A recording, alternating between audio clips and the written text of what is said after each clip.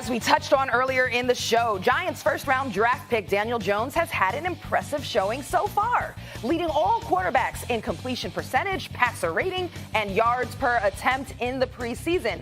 But he doesn't seem to be too focused on the buzz this may be creating about who should start Week 1 for Big Blue. Do you think at this point you're ready to start if you were to be called on? I think that's my job right now is to prepare, is to continue to improve, to focus on what I need to improve on. I think there's certainly still a number of things. So that's what I'm focused on. I trust the plan. I trust the coaches, and I look forward to helping this team in whatever way I'm asked to. That's right. And now we welcome in Ryan Clark, Super Bowl champion, our NFL analyst here. Do you think Daniel Jones should be starting? Absolutely. And you can look at me like that, and Max, you making the face. I know it's your team, right? Now, Dave Gettleman, they're going to go with conventional wisdom, and they're going to think about the history of the game and the way this thing works and how the season's going to start, what happened when we tried to replace Eli Manning with Geno Smith. All these things are going to happen. But when you drafted Daniel Jones, you went with your guy. Right? Dave Gettleman sat up there, and he even said at the time, he actually made us pump our brakes a little bit that he might not play in 2019. But we know what we have in Eli Manning, and this starts out, and it's not a competition.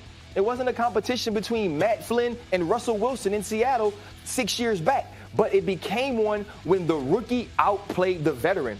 And that's what's happening here. And it's not about what they've done in the preseason because Eli really hasn't gotten the snaps. But when you watch Daniel Jones, if this was the guy you believed he was, if this was the reason you went Daniel Jones instead of Josh Allen out of Kentucky when you needed a pass rusher at 6, if you believed he was this dude, that's why you don't start. and he's shown you this. Here's the other thing I like. Dave Gettleman, I said it when he drafted him as a joke. I was like, Dave Gettleman's a G, right? He went out and said, you know what, this is my guy. I'm going to take him. Another G move he made when they had the quarterbacks in the draft last year, he said, you know what, I'm going to go with Saquon Barkley because he's the best player in the draft. Right. So why do we have to depend on history? Why do we have to remember that once upon a time, Eli made a couple of big throws in the Super Bowl and think about now? This guy is ready to play now. Okay. Go ahead. No. Because I want to leave it to y'all because he's more passionate about the Giants than I am, and you're the football expert. You played, I did, and I want to defer. But I want to say a couple of things. Number one, G could very simply mean he's a giant. Okay. Or a he's gentleman. a New York Giant. Or a gentleman. I like giving that better, okay? So it doesn't have to, some of us say gangster, but no, I'm not giving him that. Right? He's a giant. That's number one. Frank Costello That's number one. Departed. Number two, outside of Daniel Jones, most of their focus has been on the defensive side of the ball. So for me personally, Ryan, what I pay attention to, I'm saying Daniel Jones, he looks good in preseason. Okay, he might be better than Eli Manning at this particular moment in time. Of course, what we've been saying about Eli Manning. So that's a given. The other part is I got Shermer as my head coach. I'm not sold on him. Mr. 15 and 30, whatever the hell his record is. Okay, 30% winning percentage. I know that. Then we've got, you got Sterling Shepard who played all 16 games. You got Evan Ingram. I got all of that. Saquon Barkley, but there's questions about your offensive line. There's questions about whether or not you have a true number one at the wide receiver spot. I'm of the mindset that when you got a guy that's clearly the future of your franchise, clearly the future franchise player outside, even though with Saquon Barkley, that wouldn't be the case. The bottom line is, why not protect him by ensuring over the first couple of weeks? I wanted to get to this. I wanted to get to this. I agree with you on the merits. It's Daniel Jones at this moment looks like he's 10 times the quarterback Eli is at this moment, right? Like, who knows because he's only getting reps against the twos. Right, but Eli's not even getting reps. So, okay, fine. That's why you protect them. I know things have changed, right? I know guys are getting reps or getting in games right away because you have that rookie contract to make hay before you got to pay the guy, and then it's harder to put a team around him. I get that. So he should play this year at a certain point. But Eli Manning was taken with the first overall pick in the draft. So the Giants had to trade up from Phillip Rivers and I think it was Sean Merriman and I think it was Nate Kading. Like, they gave up not just the draft pick, but a haul to get Eli. And they had Kurt Warner on the squad, who lost his job to Mark Bolger to injury. And then Bolger kept winning. He was like 8-0, so they never got the job back. Kurt Warner is an MVP. And by the way, in the future, had great seasons with Arizona still. And Kurt Warner was playing well. But the Giants were like, we don't care. Kurt Warner's good and everything. we're going to use him as a tackling dummy until Eli's ready behind this offensive line and everything.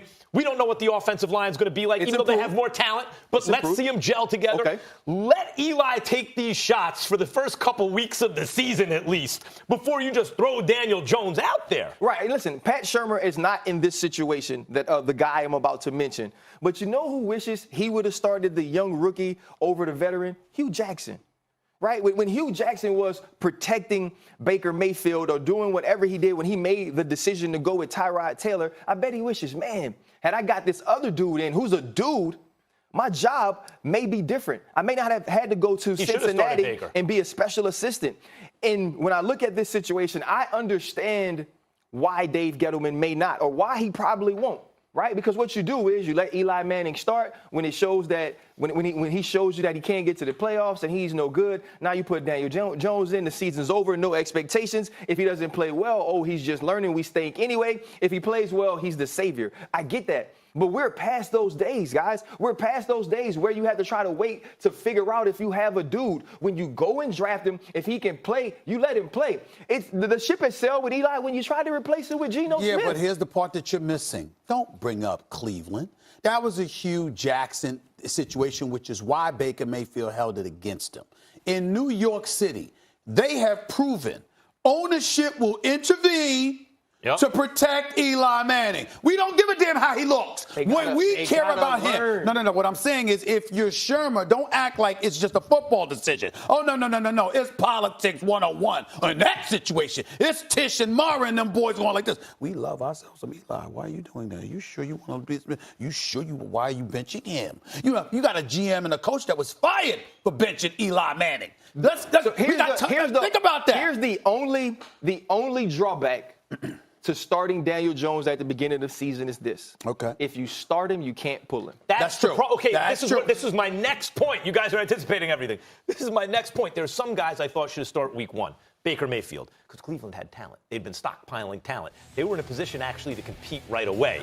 And Baker has that kind of personality. I don't think the Jets should have started Darnold as early as they did. I think Josh Allen got in a little too early. I think these are guys who would have benefited from holding the clipboard a little more and letting the team, putting them in a lower pressure situation because of what you just mentioned. If you put the kid in week one, and he starts to falter, which he will because the Giants aren't that talented. By the way, they don't have any receivers. The guy they brought in is hurt to replace the guy who was half the receiver. So if he starts to falter, what do? You got no move. But what you laid out the first time works. Let Eli take the shots. Let the Giants be out of the playoff picture. Get the kid experience under lower pressure. Next year you go. That's the weak move. Right? That's the move that we feel like we have to do to save our jobs. But Dave Gettleman, you showed us you don't care about saving your job when you went to get your guy. Because the easy pick was to get Josh Allen and wait until 17 and get Daniel Jones. But you said he was that dude.